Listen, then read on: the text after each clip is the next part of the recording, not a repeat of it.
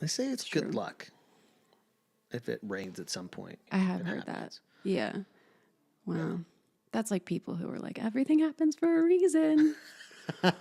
It does. What's the reason? You're not supposed to know the reason always. That's like reading the end of the book before you read everything else. No, No, I don't believe that. no. Do you? I feel like you do. You're pretty optimistic. I'm very optimistic. Yeah. And I don't know if that's self-preservation, but I like to see the brighter side of things in life just because that sounds like a happier life to me, Yeah. right? Right. So I like to see the good in people, but I'm not naive enough to know that everyone's good. Right. But I'm also not naive to know that not all good people are good and bad people are bad. Everybody's gray. Mm-hmm. And that's a misconception I think kids have. Like Yeah. growing up, you don't really learn that till you're an adult. Yeah, because when you watch, like as a kid, when you watch TV shows, the bad characters are always very clearly bad. Mm-hmm. They're always the bad guy. And then the main character usually is the good guy. I'm good, you're bad. But then you realize as you get older, it's not clear. Not always. Some people are more clearly bad than others, but it's way more gray. Some of it's all viewed and skewed to what we experience in childhood, and it's all from movies that we watch, whether it's like Disney films or Pop culture creates the narrative, and movies are strong influence in what pop culture is. yeah, for the most, I think it's escapism, to temporarily depart from your normal everyday living and just follow a story, whether it's good or bad. There's political movies and stuff out there that kind of like shape who we are. I don't know.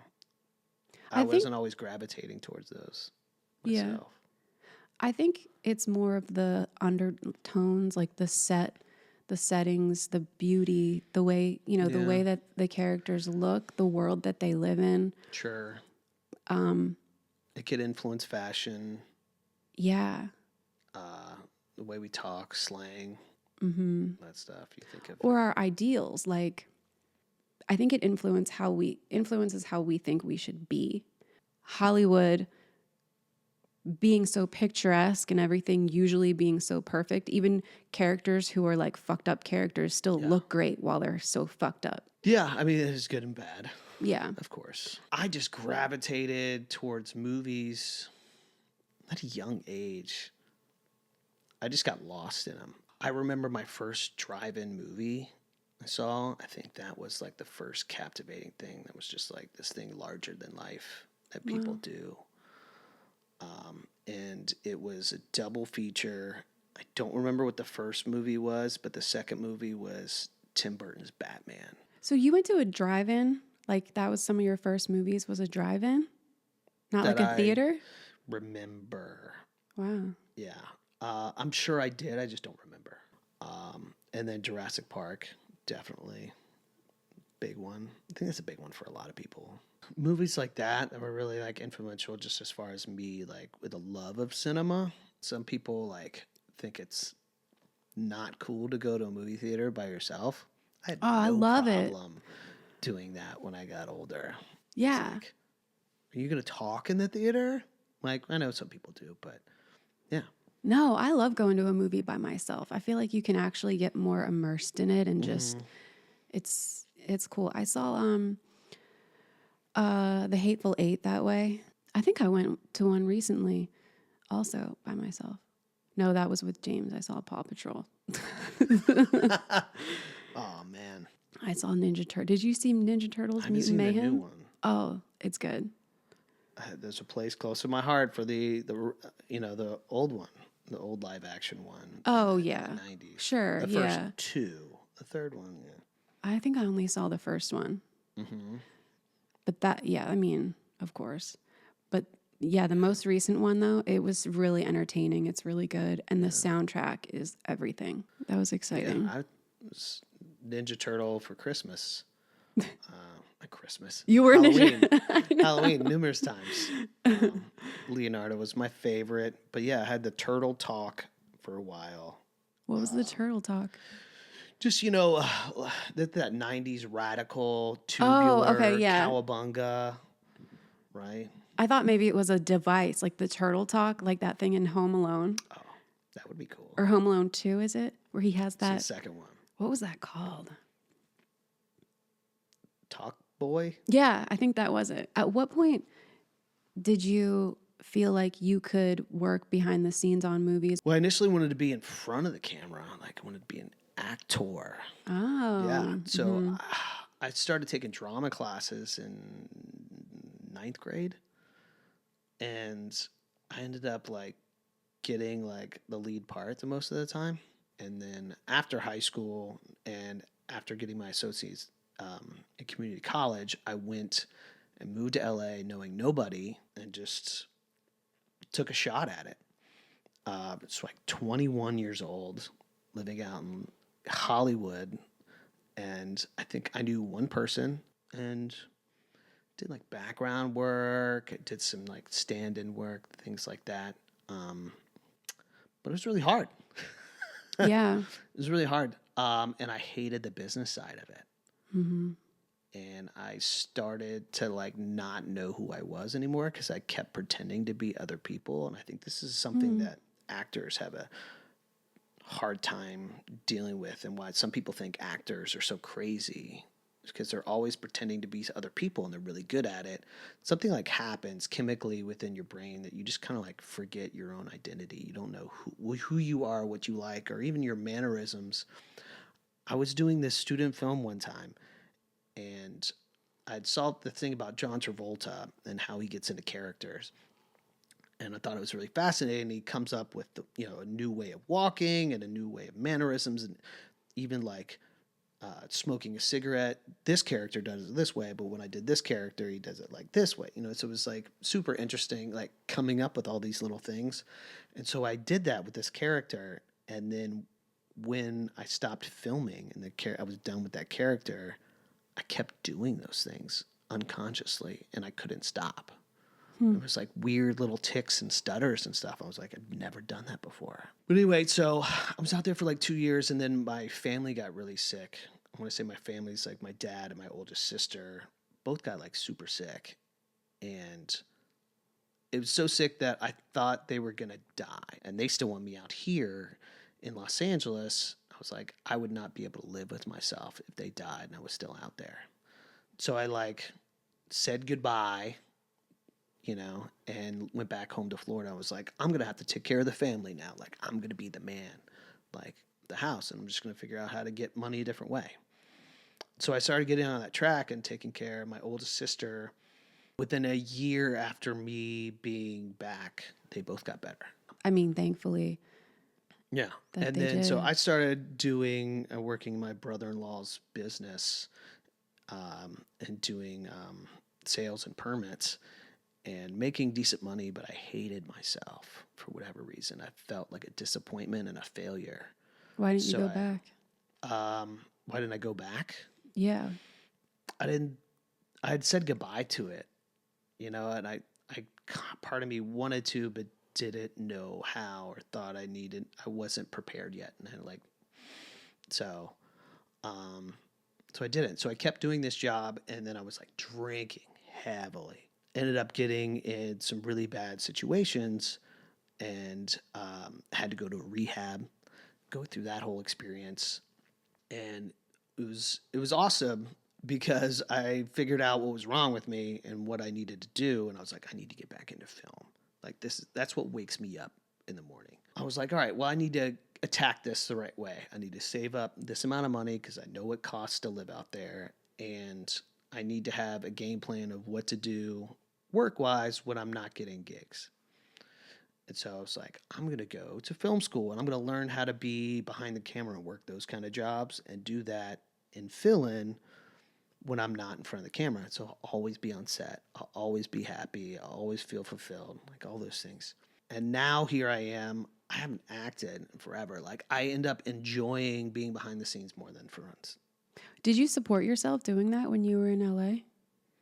Mm-hmm. Wow. I was doing background work, so I was getting paid to do that, and I was paying this guy. It was called Joey's List, and it was like this subgroup of Central Casting. So you had to be and sign up and be a part of Central Casting, and there's this guy named Joey who had like all the insider information on like background gigs, and then he would get you like the best background jobs or like more Yeah. jobs that might get you seen, things like that. And so I got to do background on a Clint Eastwood movie and like the OC and NCIS, and I'm like, oh, this is awesome. But it wasn't acting. Background work to Yeah, me is not. I It's like know. miming. Literally remember- is. It's because you have to be quiet, I know. and I wasn't always prepared for that. So I was doing this episode of Las Vegas. I don't know if you remember that show. It's like James Caan and Josh Duhamel before everyone knew who Josh Duhamel was. And it was this whole like casino setting. And so they got a bunch of people in the chairs, the slot machines or different game tables, all that kind of stuff.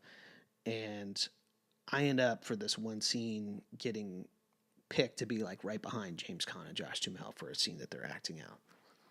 And one of the ADs come over to me. It's like, hey, we're going to add another wrinkle to this.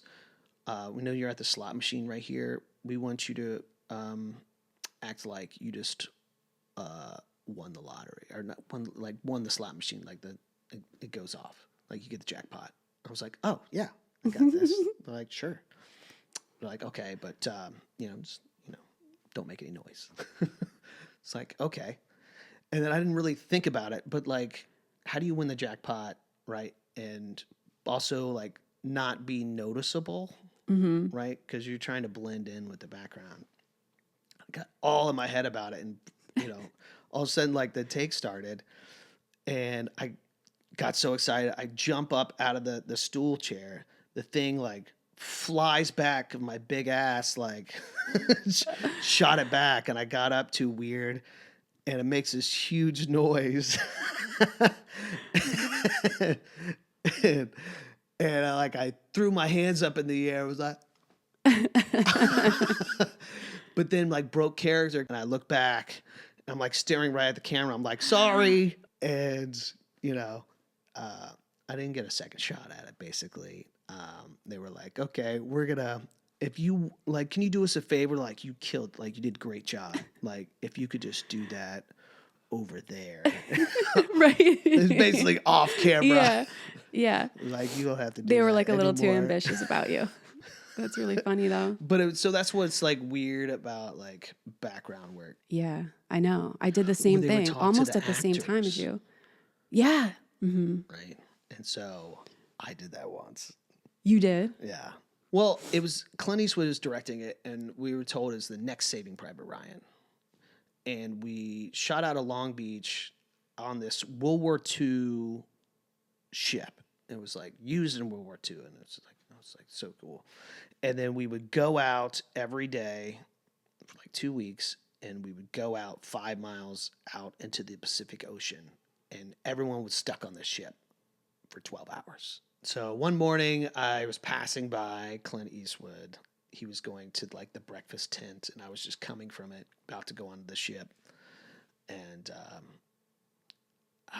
all I said was like, "Good morning, Mr. Eastwood." And he gave me like the best Clint Eastwood response, where he doesn't say any words. Like, he just grimaces at you. So it's like, "Hey, good morning, Mr. Eastwood. How you doing?" And it was just like,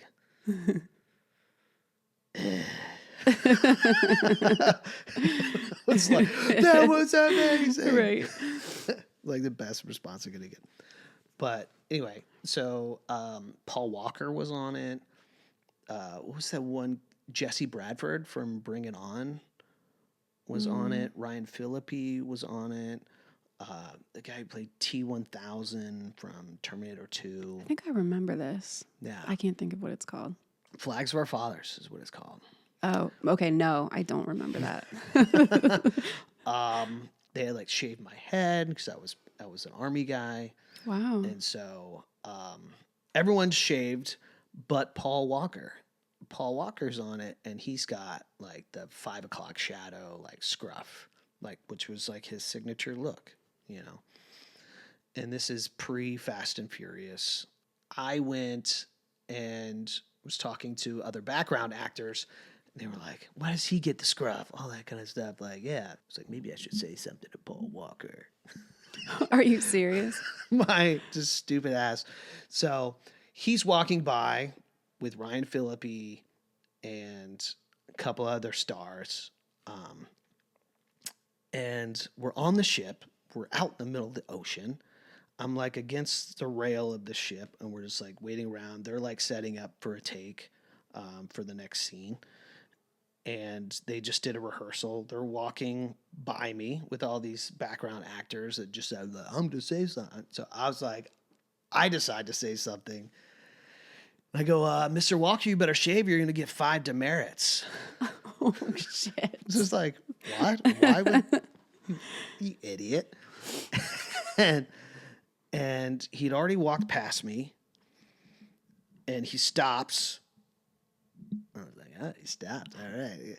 And he turns around, and he's got this serious face on, like I just fucking pissed him off.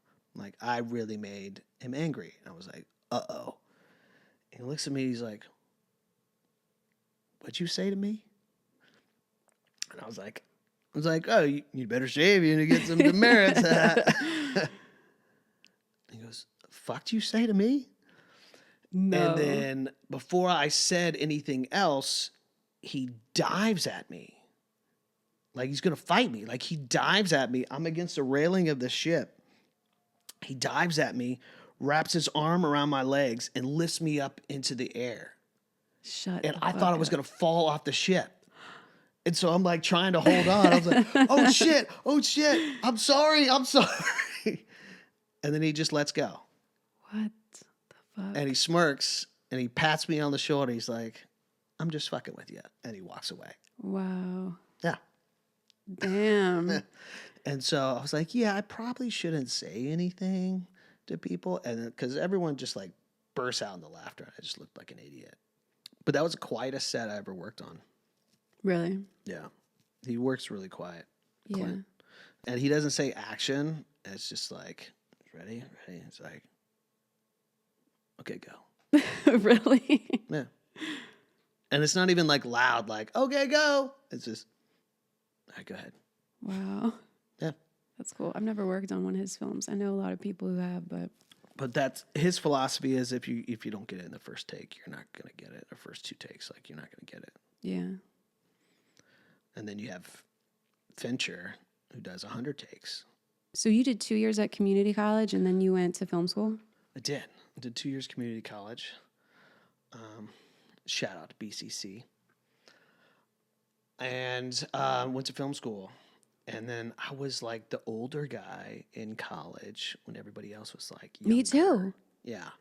And so I kind of used that to my advantage. And it was like great for me because I was like super hyper focused on my goals and classes and everything. And in film school is the reason why I got my first gigs and multiple gigs after that was because Really? of like the network I made. I was an intern in Orlando, Florida at this like reality production show company.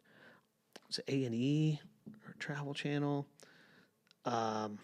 They worked closely with Boone and Murray that did the MTV and VH1 shows. Mm-hmm. They were called Pink Sneakers Productions. I did a small internship with them. And right after that, a girl I graduated with was doing a show in Baton Rouge, Louisiana. I was like, "Hey, do you want to work on this movie out here?" And she's like, "You're going to have to like drive up here, but if you want." I was like, "Say less, I'm there." And I like packed up my stuff to be gone for like a couple months, put everything else in storage. Before I get to her place, she calls me like halfway there. She's like, "Hey, the script supervisor quit. I know you did that in some of our student films, and so I got you an interview." Wow. I was like, "What are you doing? This is a professional movie." I know, right? She's like, "You'll be fine. Like, you could totally do this." I was like, "I have no idea what I'm I doing." am not qualified. It's like a student film is different than a professional movie with professional working. Yeah, I digress. But it had a bunch of actors in it from like the 80s and 90s, like well-known actors like Shelley Long, Wow. John Amos, who was like the dad in Coming to America, and who else? Jason Mewes from Jay and Silent Bob was in it, and one of the guys from Eurotrip, and so it was this whole like hodgepodge list of people. But so I called everyone, like a friend of mine who I also went to school with at Full Sail, who was a script supervisor assistant on a movie in Mexico with Mel Gibson. I was like, hey, this is happening. Like, I don't know what I'm doing. What advice can you get me to prep me for an interview? I got into Baton Rouge, crammed for all the information that he gave me, and then I BS my way through an interview and got it. I never saw it come to light, but I believe that you can buy it on DVD. But it was called, should I say what it's called? Sure, I I don't know. guess, yeah. People like Doesn't matter watching, they now. want to know. Like, Yeah. Yeah. it was called Zombie Hamlet. It's so it wasn't up for any Oscars for your consideration, but it was a gem. One of the funnest films I worked on, like to this day. Wow. I think some of it has to do because it was like my first one behind the scenes, like professionally, and then it led into another movie after that. The same crew, or half of them, was doing another movie after that, and they're like, "Hey, you want to stick around and do this?" And then another movie after, like, "Hey, we're gonna do another one. You gonna do it?" I'm like, "Yeah, sure." I was like, how many movies are shot out here?" They're like, "Pretty steady." I was like, "Oh, maybe I should move to Louisiana." Were the other ones in Baton Rouge or New Orleans? New Orleans. So on the weekends, like, Would you the stay buddies- out there with people that you knew? Like, So I was crashing. My friend that got me the first job, I was crashing in her apartment that she was renting in Baton Rouge, and there was no furniture in there. She had an air mattress in the master, and then me and another friend who she got on there were crashing in the living room with no furniture. I think she had a TV. I can't remember. And we both had gone to Walmart to try to get air mattresses, and they didn't have any. For some reason, there's a shortage, or they were out, or we didn't want to spend over $100 on an air mattress. And so we're like, "Hey, you can buy a pool float for $30." And so we bought pool floats and Wow. do those up. It was like the same thing, yeah, give or take. Yeah. give or take. Sure. Sure. It's not as good to say that, but it did the job. And then at the same time, so she was a producer's assistant, my friend's place. And she was also the animal wrangler because it was a low budget, like people were combining Don't jobs. you love that about really low budget shows? You got people doing like wildly different gigs or, you know. And so she had to watch over this piglet that they had for like one scene in the movie. And so we were also, that was another roommate of ours, was this little tiny miniature pig, which sounds cute, but when you're living with it, it is not so cute. Wait, so she had the piglet at the apartment? For whatever reason, she had to look after it when we had it right before we shot. So you were staying in an apartment on a pool float with a little tiny pig Yep. and two other people. Yeah. Wow. So going to film school, essentially. Yes. Most of my jobs I ever got professionally were all through the network that I made from film school or people that I worked with on set after that. It's just word of mouth. It was never like a resume, like, "Oh, we saw your resume and it looks amazing." Oh, yeah. Or, yeah. No. It was all like, "Oh, I heard you worked with blah, blah, blah." And they speak really highly of you. And they said, you're really good. Did you feel like there was as much networking in LA as there was when you worked behind the scenes in smaller cities? No, because I didn't know anybody and I had a hard time making friends out there. It's like, I didn't trust anybody. It wasn't usually through friends, at least for me professionally when I was doing like background work. Right. But working as a crew member behind the scenes, that's literally all it is. I had problems getting in with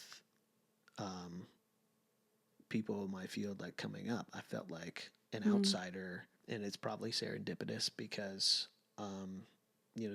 that route really wasn't meant for me, and I probably wouldn't have enjoyed it if I got to the place I wanted to get to. Like, right? So everything happens for a reason. I know, right? Ended up getting an office PA job and started working in like production. I was working on Arnold Schwarzenegger movie Terminator Genesis. They needed help setting up. I was like, oh, I'm all over that. What do I need to do? And they're like, oh, well, we don't know how long we're going to need you. But if you could just help us like put desks together and set these things up. I was like, yeah, I'll do this grunt work. And so I start putting these like Office Max desks together, which you could put probably like 5 together per day. I ended up putting over 80 of these things together. It took me like a month. Oh my God. Did they And buy along them with, for like, that? Why weren't they buy they them renting new. shit? They were going to sell them afterwards. Okay. I think they did. Sure. Or just sell out the building afterwards and like rent out Yeah. the space, something like that. And so I put all these together, and then they had nothing for me to build anymore. And they're like, oh, well, I guess we'll keep you on. But, and it was kind of like, but we don't know how long. So it's like always like, didn't know if I was Yeah. ever going to be like cut the next week. And it's like, put my hard hat on and just kind of like went to work. And then as the movie's like going on, I worked on this for a year. I find out over time the other 2 PAs were mad at me because they wanted their friend on there as well. Mm-hmm. And so they were constantly trying to put me in situations where I would look bad. Oh, and wow. get me fired. I had no idea. And I eventually like found out over time. Obviously, they weren't succeeding at all because you didn't even know. Yeah. I just kept doing it. But I was like, I'm never going to work in the office again. Like that was horrible. Mm-hmm. And then I ended up doing a commercial with this amazing woman named Danielle White. And she was very influential of getting me to work in the office constantly. And she was an amazing like boss and everything. And I was like, oh, this is what it could be like. And then I started thinking about my future. And I'm already like in my early 30s at this point. I was like, start looking at the landscape.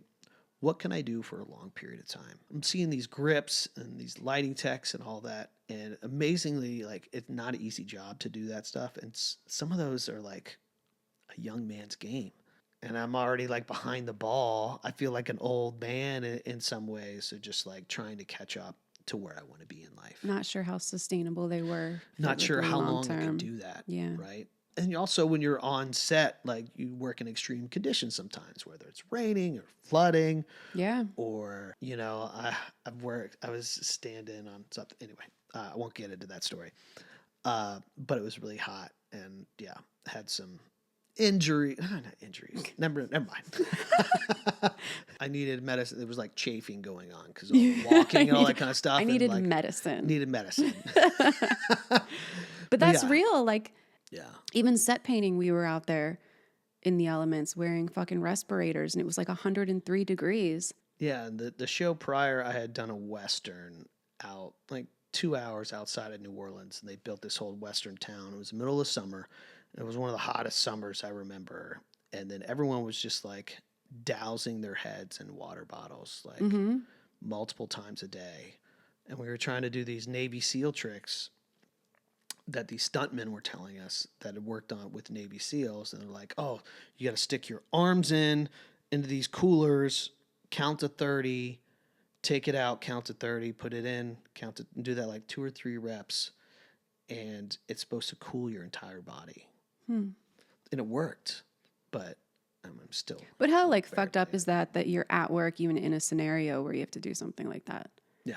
Like you're making a movie. You're not saving lives. They could be like, we're not going to shoot today. It's too hot. But they don't. No, you do it for the love I know. of a craft of telling stories. I know. Like making the magic happen for other people Yeah. that you felt the magic of. It might not be your favorite, it might not be great, but you have something at the end of the day. But like, oh yeah, you see that? I worked on that. Mm-hmm. Yeah. No, you're working for many months on something and it comes out to be like an hour, I know. 2 hours, Or it doesn't do well. Most of my funnest project that I enjoyed the most were projects that were like the least known or heard of. Mm-hmm. I Yeah. don't know why that is. There's less stress, Mm-hmm. Less pressure. right? Like that's when I realized like I cared less about who was going to be in it or who was directing it or whatever, and cared more about my specific department. Yeah. Mm-hmm. Like who's in the foxhole with me. Right. And if it's somebody I've already worked with and enjoy working with, like that's top priority. More than script, director, cast, any of that. Like that's top priority. And half the time I don't care about anything else. I've kind of not settled, but I've kind of fallen into travel coordinating and kind of enjoyed it, and not many men do it, which I found out. Yeah, I guess And I you're was like, oh, right. that's kind of cool. Like, be like the dude travel guy. I never noticed that before, but now that you say it, Yeah. yeah. That's not why I do it, but it helps me stand out, I guess. Yeah. Gotten really weird. Like, I enjoy good spreadsheets. Like, it's very important. Like, oh, it's so sexy. A really good spreadsheet. Like, if you got it all like organized out. Because you're a one-man show, which is great in some ways, because you feel you're not expendable at any moment. You're so not expendable that you have to be on call 24/7. Yeah. Things go wrong when you're off the clock and you have to stop whatever you're doing in your normal life, Mm-hmm. whatever kind of life you have outside. And yeah, I've had to leave functions, dinners, movies. But yeah, I was doing Bill and Ted 3, and I was hired on as a travel secretary. Then there ended up being a lot of travel. They're like, oh, it's not a lot of travel. What is like they say all the time. Every They always department say- says that, I and think. it's like, oh, it's not a lot. Yeah. And it's a lot. It was a whole thing. And so I was travel secretary / production secretary. So I was like 2 positions. It's like a hybrid. And then I ended up like never being able to do the production secretary work because I was always doing the travel stuff. And one thing about travel is that there's one thing changes, and that's everything all the time. Mm-hmm. So there's always travel changes. There's one guy I like to call Ari Gold. Like, have you ever Oh, yeah. watched Entourage? Mhm. Ari Gold. And I was doing a travel, and he was coming into town during Mardi Gras. It's like one of the busiest times in New Orleans to ever come into town, most expensive time to come. And he was coming in with his family, and I had a hard time booking his flight because they were trying to book tickets 2 weeks beforehand. People come in to book Mardi Gras, like flights and everything, a year in advance. And they were like, oh, I need first class tickets. It's got to be direct. And I was like, there's nothing direct. You know, I was like, I've been checking every day. And it's like, there's nothing. It's like, oh, it's got to be something. And, you know, they just think you're not good at your job. And then a miracle happened where 2 first class seats like just appeared out of nowhere. Like someone canceled their flight. And I was like, oh, I got them. I was like, I got to make a decision now, but it's only 2. I know you have 4 people in your family coming. And I was dealing with their assistant, and their assistant said, just book 2 in first class and 2 in economy. And I was like, all right, well, I have to assign names for each one, like who's in first class, who's not. Put the 2 adults in first class and the 2 children in economy. And I was like, oh, okay. All right. And so I did. And the day comes, I'm already worked a 14-hour shift. I'm at dinner with my now wife, but was girlfriend at the time. And as soon as I sit down to eat, I get the phone call, and my phone's blowing up. And it's Ari Gold. And he is irate. And he's like, you messed up your flight. And I thought, like, his flight got canceled or something like that. And no, it didn't get canceled. He just realized that his kids are in economy, and Oh, no. him and his spouse are in first class. And he was like, I didn't approve this. I don't know. I was like, I have it in writing. And he's like, oh, this is a fireable offense. Oh, It's shit. like, you're done. you're done. He's like, fix this, and then you'll be done. But basically, I had proof and in writing that assistant and the person's significant other that they signed off on it and approved it. And I was just like, Thank God. yeah.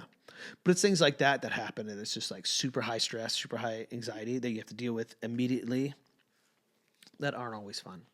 You just kind of have to be like, all right. I don't know if I'd ever want to be in the position that some of those people are in. Mm-hmm. It's very high stress. And you're dealing with millions of dollars every day. And things just go wrong all the time, and you're constantly just making like decisions on how to fix it. And so they get to a point where their reality is different than what most of us have to deal with. Right. The stress that they're under too is like on a different level. So their responses to things like that are right. Sometimes so pretty. Do you have a preference as far as what medium you like to work in, like TV shows or movies, commercials, reality? Probably movies. Yeah. Because the whole thing is just right there written out in front of you. I mean, you still get new pages, but I don't really like the cyclical motion of TV where it's like every 7 days you're doing an episode, right? It's accelerated, so it's like they overlap each other. I like working on a movie because you can see a little bit further ahead, usually. Right. There's more creativity, it's usually more interesting. I shouldn't say that. Maybe I've just gotten kind of lucky. I love features, but I think I lean towards TV shows right now in my career.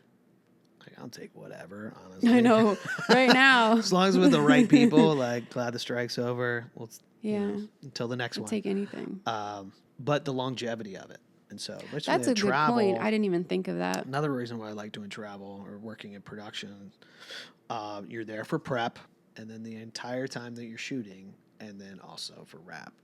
Well, and that's travel. Weeks. That's a good thing about travel is that you are one of the first people on and last people off. A lot of assistant production coordinators, before they can become production coordinators, have to be a travel coordinator at least once.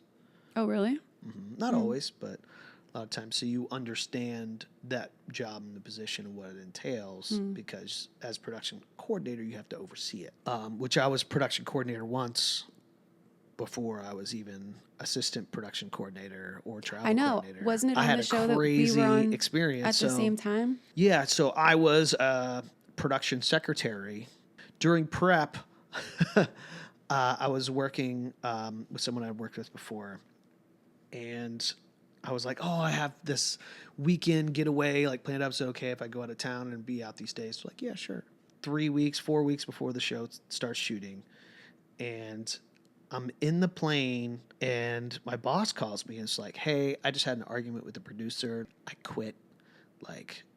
This person quit too, which was the other person in the department. If you want to stay on, you're fine, but I just want to let you know, this is going down. I decided to stay on, and I get there, and I was having to deal with. Isn't that the one that I was production secretary on for 4 days or something? Yes. I don't remember why. So it was based off this documentary about this small town, this auto shop that was giving away a car, and with this competition where everyone puts their hand on the car, whatever. So in this show, we needed a lot of cars and rental cars, so they were renting hundreds of cars out, and we had to get them from one city to another city.